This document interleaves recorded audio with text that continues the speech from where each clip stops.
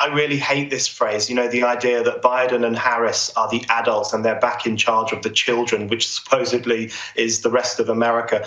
These adults, this old establishment, these managerial elites, these are the people who gave us a terrible recession, a great amount of poverty, disastrous military interventions around the world. Biden was a huge supporter of the war in Iraq. These people caused huge destruction, unemployment, poverty, authoritarianism as well. The idea that they are the adults, they are the cool ones, they are the ones who will put America back on the straight and narrow. It's a complete and utter fantasy. The old establishment is more dangerous than anything that the Trump administration did. And the sooner people realize that, the better. And well, Brendan, comedian, I use the term in its loosest possible meaning, comedian Sarah Silverman says the First Amendment will need to be amended post-Trump in order to ensure that dangerous ideas are not given free expression. And she's not joking.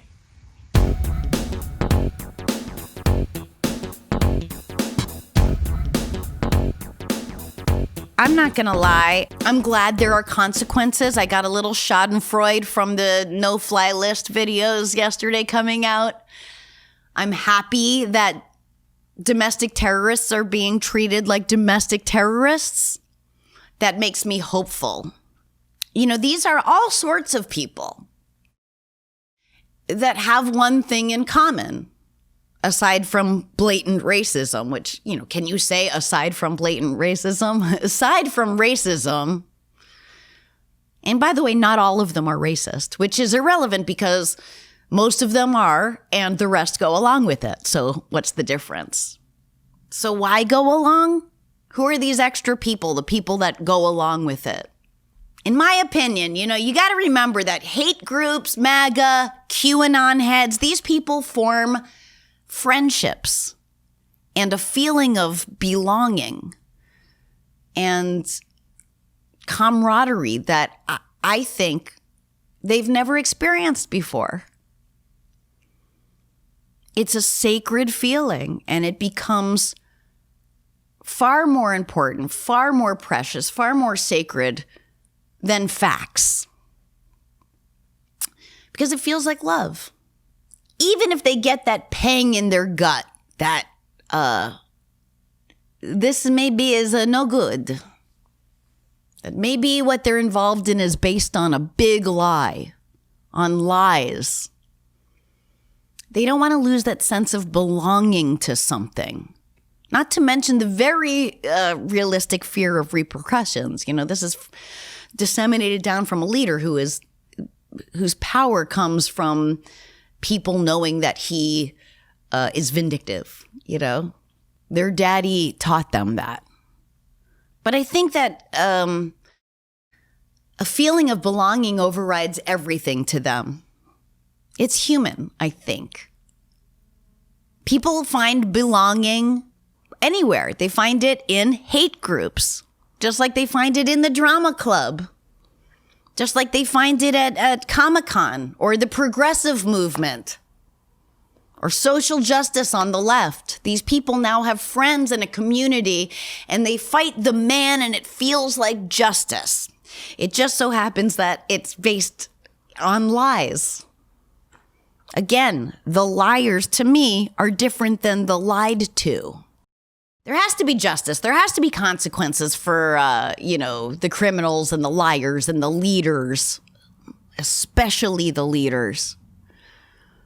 For those stuck in the middle, swept up in the mob, of course, no one owes them this, but I feel it is a mitzvah, if you have the space for it inside yourself, to tell some of these people, look, you want to get out of this insanity? Join us. Come sit next to us at the cafeteria, the proverbial high school cafeteria.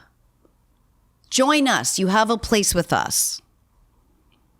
I don't know. I'm a member of the Progressive Party. I'm a democratic socialist, but I find that it can be elitist. And I think if we're progressive, we believe in progress. And if we believe in progress, we believe in change. And I believe that people can change. The macro change follows the micro change. One person, people. So come on, join us. We got lots of places for you to put your misplaced anger. We have that too. It's just for things that are based in reality and what is true.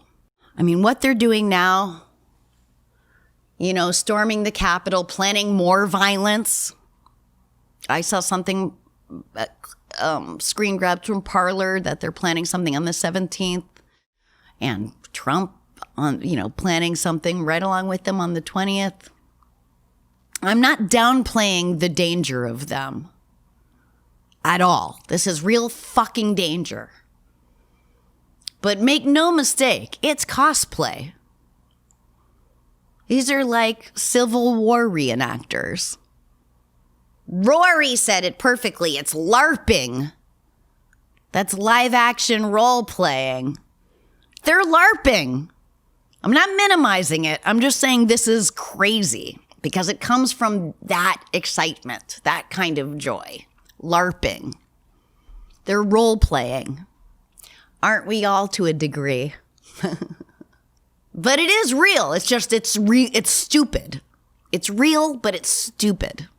But what violence isn't based in what you don't know? Knowledge is power, but the lack of knowledge gives you numbers. Very malleable, very useful to bad actors.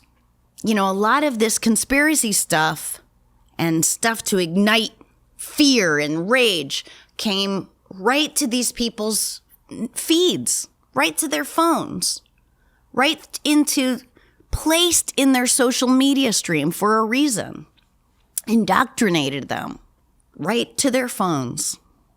Now, finally, thank God it's not because of Facebook and Twitter ending this, finally. But man, I hope for a baseline truth again. She's not joking. It's terrifying. This is actually really serious because since the storming of the Capitol on the 6th of January, there has been outright hysteria in the US and in other parts of the Western world.